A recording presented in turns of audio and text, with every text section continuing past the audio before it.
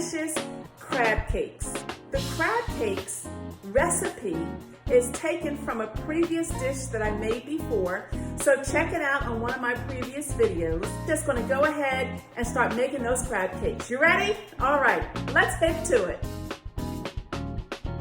So all we have to do is grab some leftover crab meat from what we had when we were making stuffed mushrooms, and just sprinkle some breadcrumbs.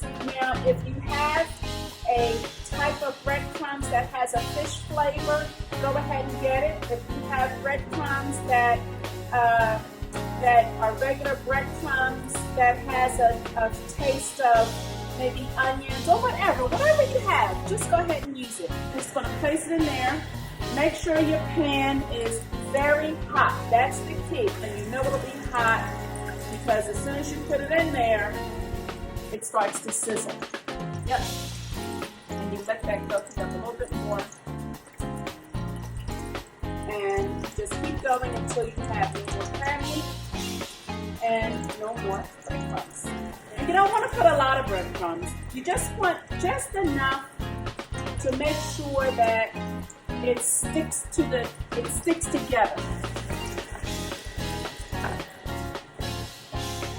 Yeah. Because remember, in the previous video also, we already added breadcrumbs in the crab dip itself. This is just extra crab dip that we had left over, and so we want to prepare some crab cakes. And my audience of one, he's a happy camper when he has seafood. He loves seafood and he loves a good cooked crab cake. So we let these, now you'll know when it's ready because it starts to brown around the edges. You don't want to keep flipping them because if you flip them too many times, it's going to break up. And so just let it cook. You're always tempted to flip, but don't flip. I'm sure that these are ready to be turned over now. So let's just see what they look like. Yep. They're brown around the edges. I can see that they're brown, and you don't want to leave them in too long because you don't want them to burn on one side.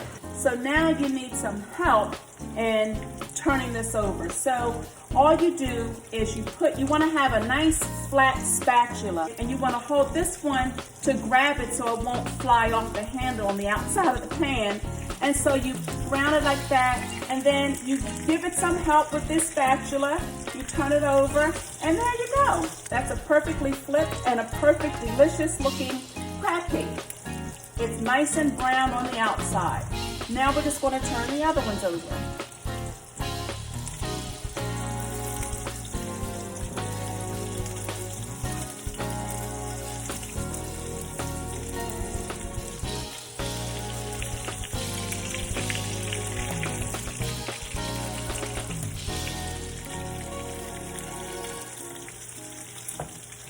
And there you have it.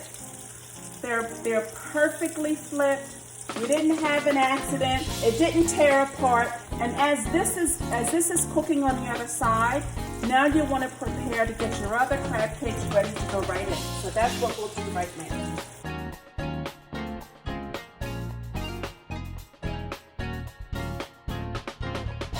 Okay, so these are ready to go. And you just have to have a sense. This took maybe 5 minutes, and you don't want to leave crab cakes in a long time. So, and you can also see that it's kind of brown around the edges on the other side as well. And so these are ready to be taken out. So you don't need any help now with this other spatula because they're formed, they're thick, and they're going to be easy to come out of. And so you just place it like so on the metal rack. They're tender, I can tell. They're not too hard, they're not too soft, they're perfect. And they look savory and delicious. These are the last 4 of the leftover crab meat that I had from my stuffed mushrooms. So I'm just going to add them right here. The pan is already hot.